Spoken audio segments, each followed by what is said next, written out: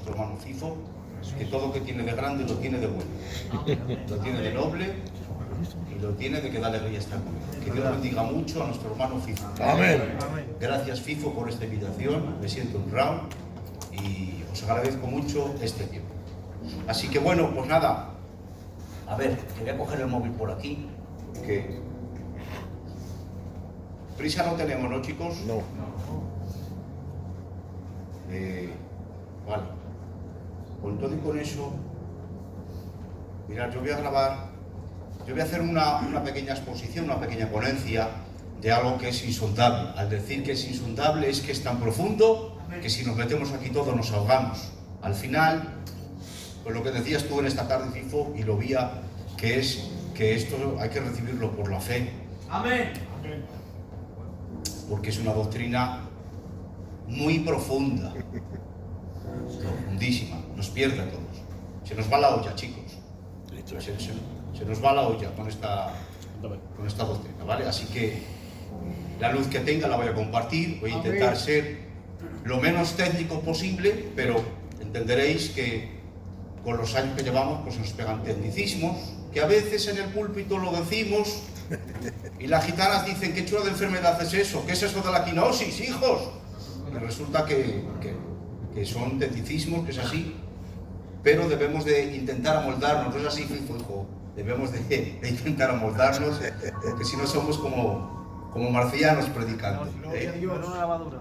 Así que, bueno, quisiera deciros que esta doctrina es insondable, que en la Escritura es una doctrina muy profunda y que en todos los primeros años, en los primeros años de la era de la cristiandad, ha habido concilios que han tratado gente que vivía por y para el estudio, han tratado este tema y no han acabado un buen puerto. De hecho, a día de hoy sigue habiendo lagunas y hay teología liberal que unos enseñan una cosa y otros enseñan otra cosa. ¿Vale? Podemos ver que está el sínodo de Jamia, está el concilio de Trento, está el concilio de Constantinopla y está el concilio de Calcedonia, que al final lo matiza un poquito más en el año 465. Así que preguntaba, ¿cómo es posible que haya tan poquito material tocante a la escatología, por ejemplo? ¿Cómo es posible que haya tan poquito del Espíritu Santo? Porque cada vez que se presenta una doctrina, en este caso yo he estado muchos años con la escatología y resulta que no hay un registro histórico que abarque el tema de la escatología y del Espíritu Santo hay muy poquito. ¿Pero por qué? Porque los que vivían por y para el estudio se dedicaron tanto, les perdió tanto esta doctrina que se ahogaron. Y se quedó algo más matizado en el año 465 en el concilio de Calcedonia. Cuando tengáis oportunidad, os invito a todos como buenos predicadores, si sois buenos predicadores tenéis que ser buenos estudiantes, como buenos estudiantes de la palabra, os invito a que estudiéis detenidamente los concilios, los credos, y ahí vais a ver que donde se queda más matizado es en el año 465, concilio de Calcedonia. Jesucristo es un nombre compuesto. Jesús, hombre, Cristo, Dios. Estamos hablando de Dios, hombre. Todo Dios, todo hombre. Así que yo pediría que el Espíritu Santo nos ayudaría a todos a ser enriquecidos para tener un mensaje de Cristo, pero que no confunda. Amén. Porque, fijaros, que, bueno, como es una clase me puedo sentir bien libre, ¿verdad? Desde aquí, desde el púlpito, yo mismo he sido nestoriano predicando. ¿Y qué es eso? Bueno, pues que he dividido la persona de Cristo. Y he dicho, a veces actúa como hombre, a veces actúa como Dios. Y he errado, porque eso no es la doctrina. Estamos hablando de un hombre sin igual. Es Dios y es hombre. Así que, personalmente, yo he cometido el error de predicar nestorianismo y dividirlo. Pero Jesucristo es un hombre compuesto. Jesús, hombre, Cristo, Dios. Amén. Así que hemos predicado, yo personalmente he predicado muchas veces cerrado, y claro, que Dios nos ayude, que el Espíritu Santo nos ilumine a todos, hermanos, a tener un mensaje correcto y a no confundir. Amén. Normalmente, cuando predicamos de Cristo, que ya en sí es profunda la predicación de Cristo, nos solemos enfocar en lo que Él hace. Y es bueno, que Él salva, que Él sana, que Él bautiza en el Espíritu Santo. Y, no sé, citamos por ejemplo Isaías 32, será aquel varón como escondedero, como refugio contra el turbión, como arroyos de agua en tierra de sequedades, como sombra de gran peñasco. Jesús hizo, Jesús salva, Jesús sana, Jesús levanta a los paralíticos, echa fuera a los demonios. Y la gente dice amén, y más o menos nos hemos centrado, nos hemos enfocado. Por eso, cuando predicamos de Cristo, algunos no somos tan profundos porque nos hemos enfocado solo en lo que Él hace. Pero es que hoy vamos a intentar hablar de lo que Él es. Amén. Y esto nos pierde mucho, porque Él es Dios. Amén. Y ahí está en Isaías capítulo 9, que nos habla de este niño que es nacido, el principado sobre su hombro, se llamará su nombre admirable, consejero, Dios fuerte, Padre eterno, príncipe de paz. Es que hablar de la persona de Cristo, hablar de la persona de Jesús, es hablar de la persona de Dios. Amén. Y claro, profundizar aquí, aunque el mensaje no venda, porque no es un mensaje que van a decir mucho amén, ni van a decir mucho aleluya, que a nosotros nos gusta y será eso, pues, nos gusta pues, que la gente tenga ese arranque, y cuando no lo tienen es como que no hemos predicado bien. Pero resulta que cuando ahondamos en la doctrina de Dios, realmente estamos enriqueciendo el auditorio.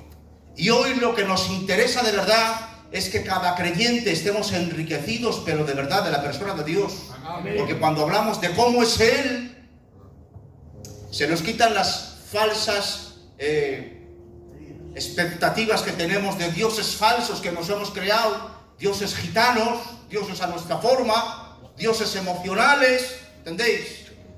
Cuando hablamos de la persona de Dios, cómo es Dios, la gente sabe cómo es Dios. Así que te invito, querido estudiante, querido futuro candidato, a que ahondes y que enseñes cómo es Dios, y que cada vez que vengas aquí al púlpito te atrevas a decir cómo es Dios. Porque cuando decimos aquí, por ejemplo, ¿cómo es Dios? ¿Cómo es Dios? Bueno, pues Dios es humilde. Alma. Luego entonces, si Dios es humilde, es muy contrario a mí, chicos. Porque yo soy un hombre lleno de ego, porque me gusta escuchar, porque me gusta decir, porque si no me dicen y no me tienen en cuenta me enfado. Luego entonces, choco, pero Jesús, la gran enseñanza que ha dado es la oración. O sea, Dios, ¿cómo es Dios? Dios es Jesús y Él nos ha enseñado a orar, que es su gran enseñanza, orar, y también ha enseñado a aprender de mí, que soy manso y humilde. Así que cuando aprendemos que Dios es así, pues muchas de las cosas se nos quitan de la cabeza y debemos de enseñar de los púlpitos cómo es Dios. Pero bueno, hermanos, sin irnos del tema, vamos a hablar un poquito de la unión hipostática, y disculpadme que tenga que hacer algunas lecturas, porque tiene que ser así. Vamos a leer, vamos a definir un poquito qué es la unión hipostática. La unión hipostática es una teología, es una doctrina que es fundamental, que nos habla de que en una sola persona, como era la persona de Jesucristo, coexisten dos naturalezas completas y distintas. Una naturaleza plenamente divina. Cuando decimos plenamente divina es que es Dios en toda su esencia. Y cuando decimos que es humana en toda su esencia. Así que es plenamente Dios y plenamente hombre. Eso es lo que enseña la unión hipostática. Jesús no es una parte Dios, o a veces Dios y a veces es hombre, como yo personalmente a veces he predicado. No es una mezcla de ambas naturalezas. Él posee toda la esencia de la divinidad y posee toda la totalidad de la esencia humana. Aquí, chicos, no hay ni mezcla ni confusión. Las dos naturalezas, la humana y la divina, están unidas y conservan sus propiedades, sus características propias, sin mezclarse, sin confundirse y sin alterarse. Así que esta es la unión hipostática. Es las dos naturalezas inseparables e indivisibles. Una unión que se ha producido en la encarnación. Grande es el misterio de la iniquidad. Grande es el misterio de la encarnación. Dios fue manifestado en carne.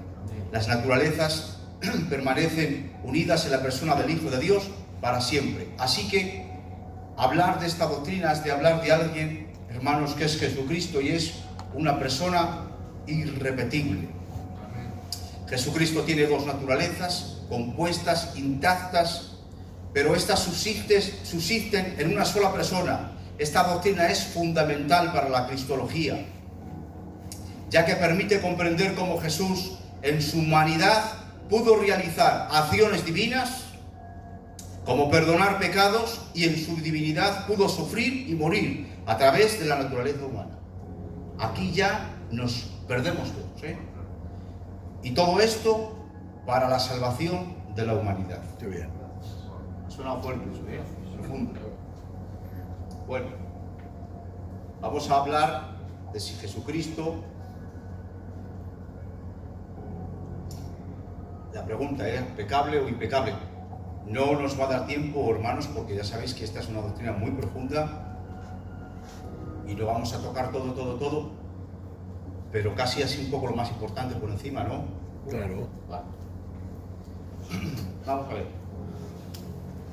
Si es pecable, chicos, dejaría de ser santo. Vale. Esto lo tenemos que interiorizar. Si es pecable, dejaría de ser santo. Dejaría de ser Dios o Cristo. Por lo menos el Cristo profetizado por 4000 años del Antiguo Testamento. La pecabilidad niega la deidad de Jesús. Deshonra a Dios. En otras palabras, decir que Cristo, que Jesús peca o podría pecar, suena a blasfemia casi.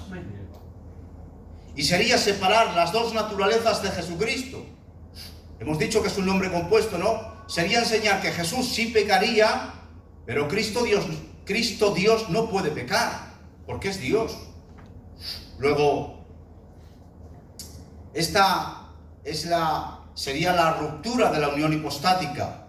Y la unión hipostática nos habla de la indisolubilidad de la deidad. La deidad no se puede dividir.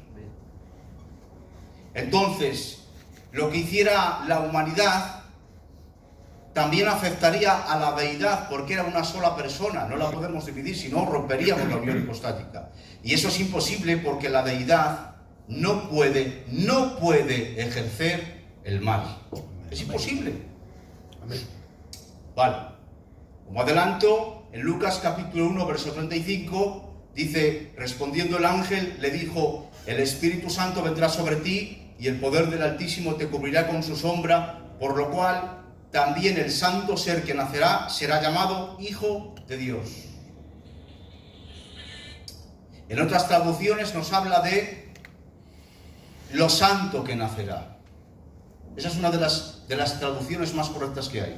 Por lo cual, lo santo que nacerá. ¿Qué nace de aquella virgen? Lo santo. Así que... tengo que decir que Jesús enseñó alto y claro que nadie podía verlo redarguir. Nadie podía hacerlo redarguir. Juan capítulo 8, verso 46. Jamás hizo nada. Podemos ver en los evangelios que jamás hizo nada que desagradase al Padre. Jamás dijo palabra alguna que justificara ser acusado. Mateo capítulo 22, verso 15. Fue juzgado y fue reconocido 11 veces como inocente. Él dijo haber guardado siempre los mandamientos del Padre, hacer siempre lo que le agrada al Padre. no hacer nada independientemente del Padre. Él vivía por y para hacer la voluntad del Padre. Así que nunca actuaba fuera de la voluntad del Padre. Esto es lo que los 4 evangelios nos registran de la persona de Jesús.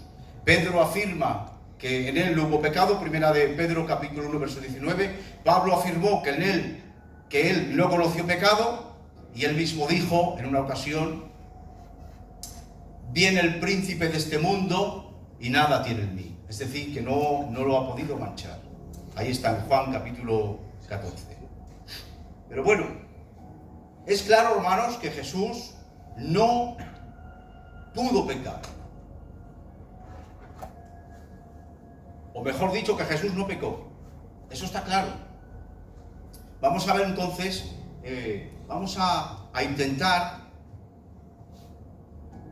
ver cómo podemos interpretar algunos de los textos para ver más o menos en qué consistía la tentación o cómo es que Jesús fue tentado. Porque podríamos decir, Jesús fue tentado, o sea, que era tentable pero no pecable. El tema aquí es, y lo que quiero que interioricéis conmigo, juntamente conmigo, es que la palabra tentación la tenemos que quitar, por lo menos tocante a la persona de Jesús. Tendremos que poner allí, como es real la traducción, probado, que no es lo mismo. ¿Vale? Eso ya me imagino, seguro estoy que ya lo sabéis. Pero bueno, vamos a aprender en esta tarde a interpretar estos 2 textos que son, por ejemplo, los más complicados. Yo quisiera hablaros de la traducción de Peirasmos. ¿La habéis oído, verdad? Peirasmos, en el griego habla de tentación y tiene 2 matices. Uno, como incitación al mal, que es cuando la Biblia, sobre todo la Valera, lo traduce como tentación. Luego estaría prueba, que prueba suena distinto. De hecho, es distinto porque es para refinarnos y para sacar de nosotros lo bueno. Es decir, tentación tendría que ver con sacar de nosotros lo malo, prueba tendría que ver con sacar de nosotros lo bueno. Luego Jesús en ningún momento fue tentado, a tal fue probado. El Espíritu se lo llevó al desierto, el Espíritu Santo se lo llevó al desierto para ser probado. La palabra tentación en los evangelios que aparece en la Valera del 60 es una mala traducción.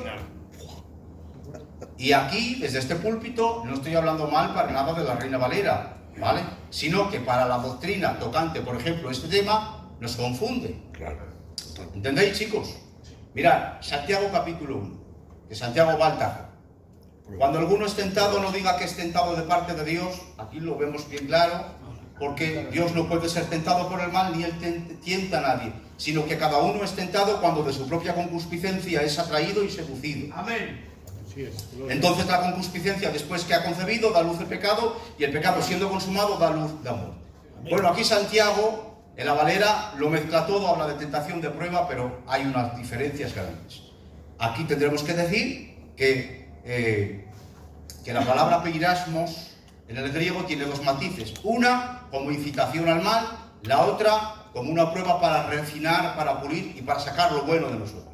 Así que aquí Santiago más o menos está diciendo: Dios no puede ser tentado. ¡Claro que no! Es que eso es blasfémico. Dios no puede ser tentado. No puede ser. Ni Dios tienta, ni Él te incita para el mal. Luego, ¿el mal de dónde viene? Viene de Satanás. Pero aquí todavía es más profundo Santiago, porque dice que cada uno es tentado cuando de su propia concupiscencia es atraído y seducido. O sea, que aquí nos está enseñando bien clarito que nuestra propia naturaleza caída, que ahora vamos a hablar de ello, hay una inclinación la cual se llama concupiscencia. Concupiscencia es deseo ilegítimo y desordenado. Esa es la palabra concupiscencia. Bueno, pues Jesús no tiene esta inclinación. Jesús no tiene la concupiscencia, lo que nosotros hemos heredado desde la caída de Adán. Jesús no tiene concupiscencia. Así que él no es atraído ni seducido hacia el mal. Pero quisiera que en esta tarde pudiéramos aprender con estas sencillas palabras que la prueba saca de nosotros lo bueno y que lo tendríamos que llamar prueba, y que la tentación es de parte desde nuestros adentros hacia afuera, haciendo imán con las cosas de afuera. Así que la tentación brota, sale de dentro. Es desde adentro hacia afuera. ¿Por qué? Porque tenemos una naturaleza mala, una naturaleza caída. Vale. ¿Hasta aquí vamos bien, chicos? Sí. Vale.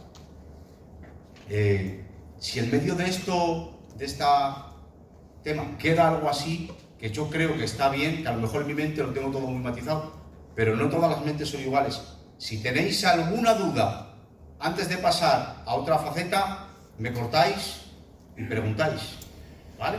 Yo quiero hacer un inciso con el tema del libro este que estamos tratando, que de hecho el encabezado es La tentación de Jesús.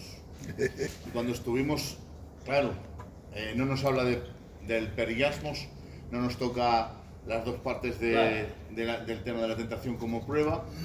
Y sí que dijimos dentro de la clase que lo que veíamos y lo que estuvimos explicando era que la tentación de Jesús, la prueba de Jesús, era probar en él que él no podría haber pecado.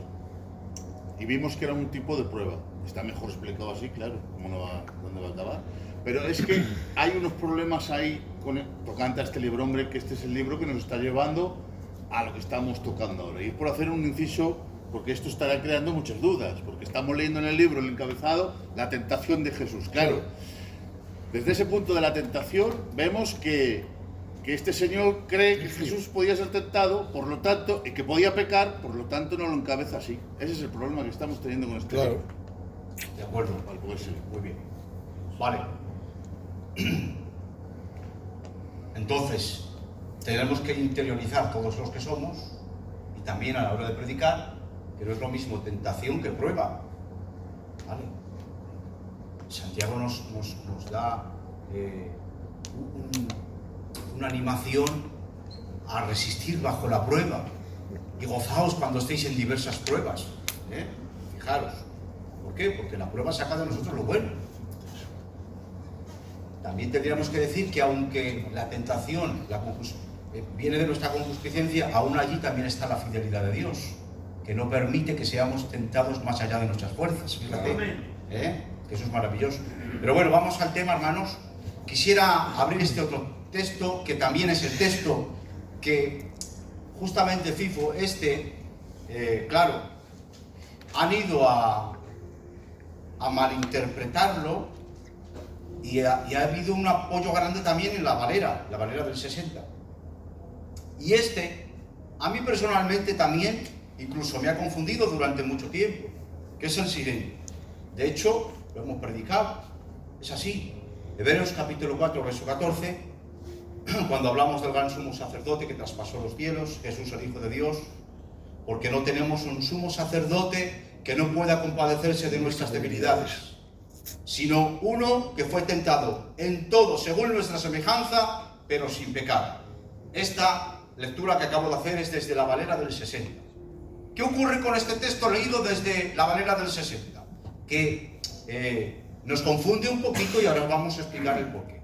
Fijaros, la Valera del 60 dice: sino uno que fue tentado en todo según nuestra semejanza, pero sin pecado. Es como que ha sido tentado en todo, como nosotros, pero él no pecó.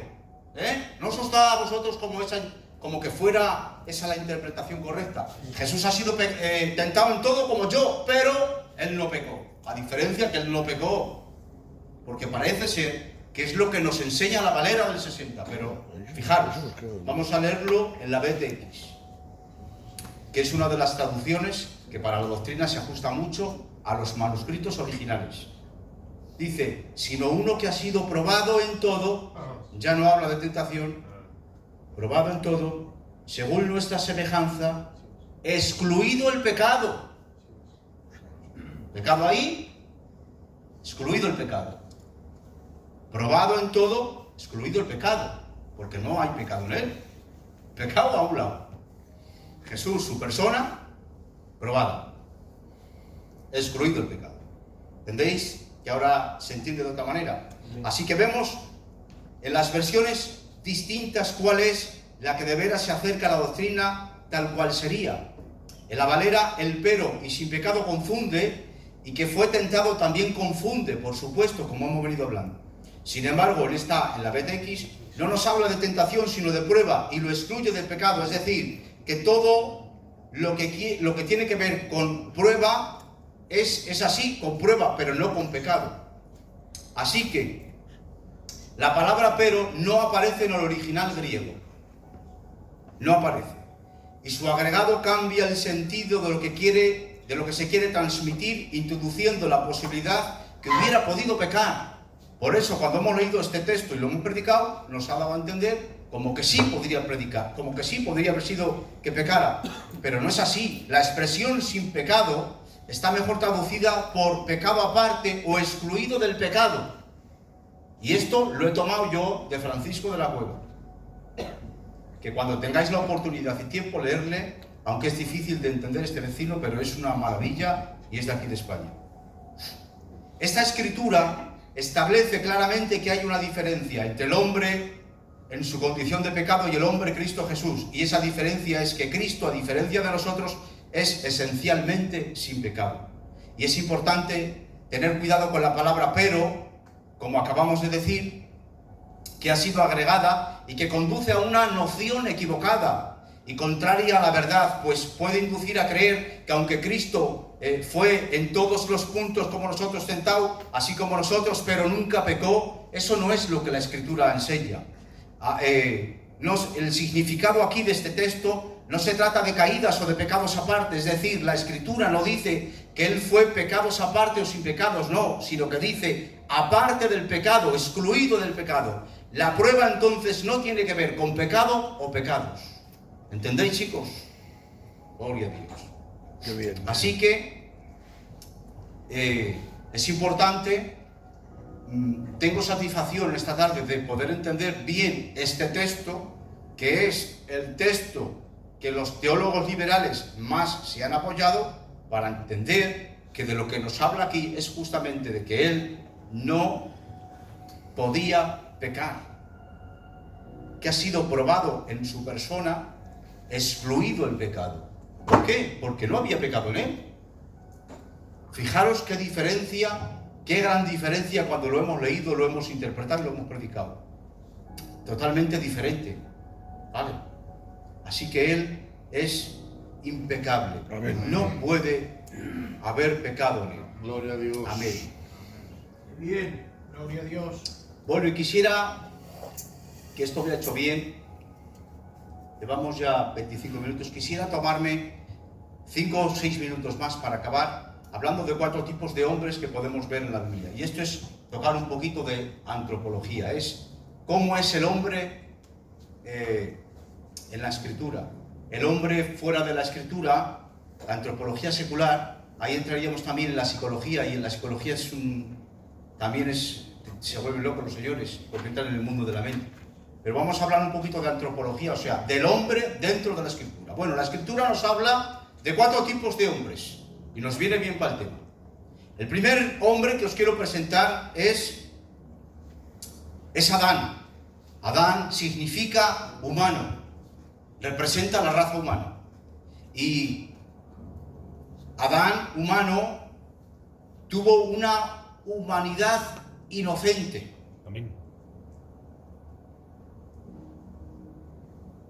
Fue inocente, por lo tanto fue ignorante del conocimiento del bien y del mal. Adán no tenía conocimiento del bien y del mal antes de su caída. Así que Adán tenía capacidad de obedecer y también tenía capacidad de desobedecer. Así que en Adán había ignorancia, no sabía el bien y el mal, pero tenía capacidad de obedecer y tenía capacidad de no obedecer.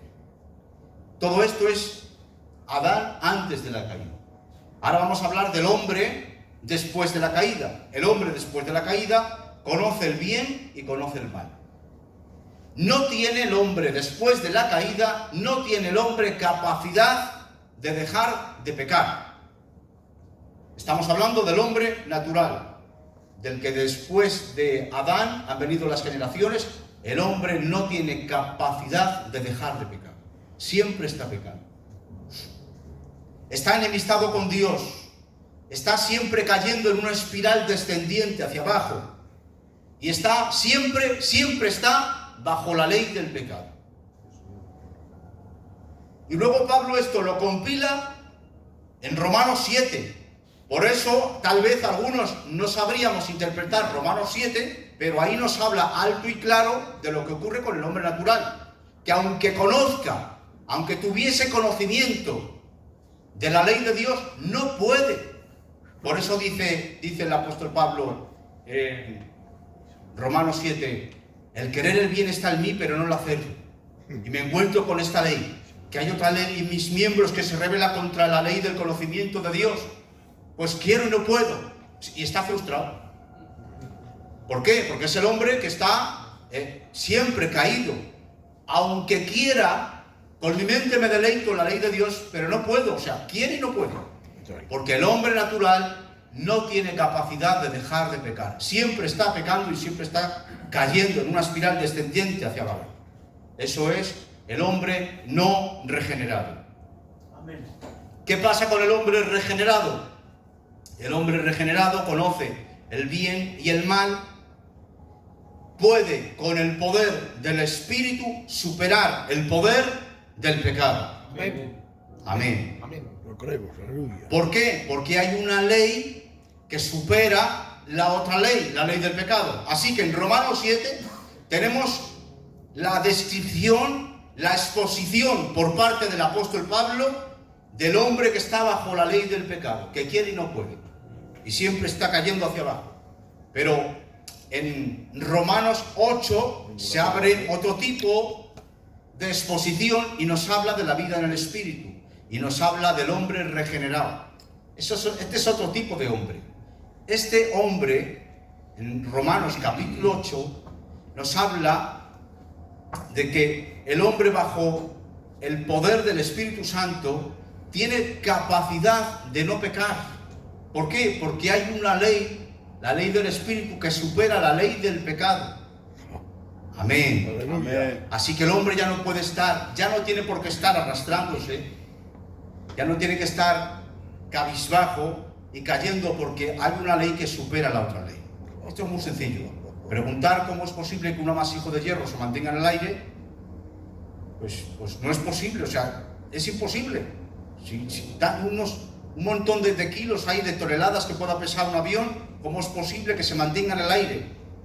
Si está la ley de la gravedad que lo hace venirse hacia abajo. ¿Por qué? Bueno, pues está la ley, porque hay otra ley que supera la ley de la gravedad, que es la ley de la propulsión. Claro. Así que en Romanos 7 vemos al hombre que cae bajo la ley del pecado. En Romanos 8 nos habla de esa ley de la propulsión del Espíritu Santo. Ay, Nos qué eleva. bien, muy bien, David. Y la ley del Espíritu supera la ley del pecado. Amén, amén, amén. Qué bien. Así que el hombre ya no tiene por qué estar arrastrado.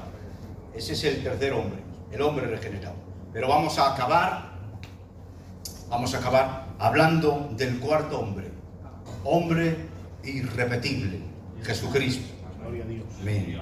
Gloria a Dios. Asume una humanidad santa, distinta a todos. Es distinto a todos nosotros. Lo santo que nacerá, dice aquel ángel. Lo santo que nacerá. Él es distinto a todos. Porque inocencia es ignorancia del bien y del mal. Pero la condición de santidad tiene conocimiento del bien y del mal. Así que Jesús tiene conocimiento del bien y del mal. Lo que ocurre es que siempre rechaza el mal, y por eso Jesucristo siempre rechazó el mal, porque es santo. Amén. Y siempre rechaza el mal. Él era incapaz de pecar. Amén. Amén, amén. Así que Dios y hombre en una sola persona, esto escapa de todo análisis, de toda lógica, de toda exposición que pudiese hacer en esta tarde, No hay palabras, no hay verbo, no hay teólogo que pueda descifrar esta grandeza, chicos. No lo hay. Esto escapa. Esto solo se puede recibir por la fe. Así es. Amén. Amén. No es un hombre que se hizo Dios.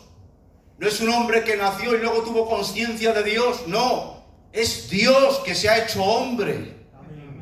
Esto es muy grande de predicar. Muy difícil de enseñar. Así es, compañerico. Gloria a Dios. Amén. Amén, amén.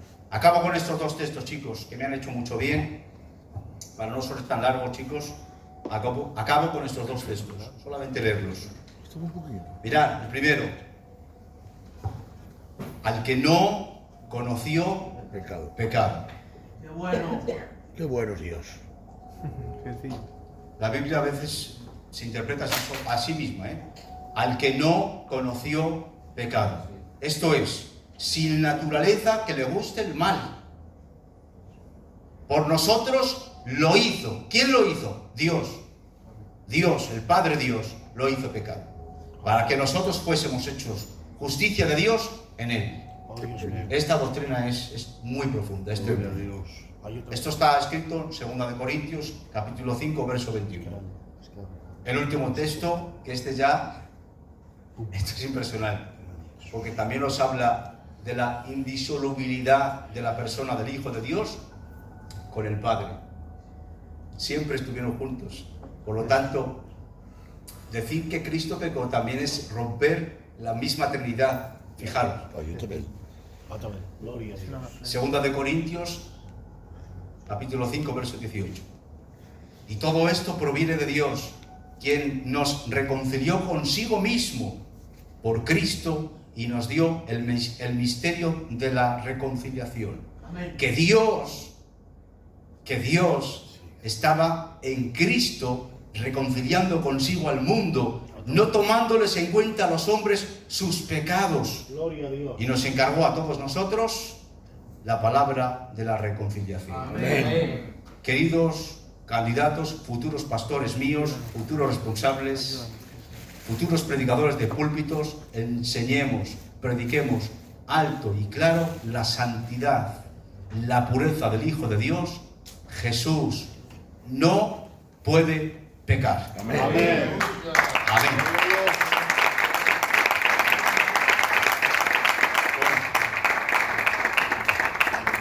Pues esta es la ponencia. Si hay alguna preguntita por ahí. Adelante, hijos míos. Venga, y los que no sois candidatos también si tenéis alguna pregunta, hermanos.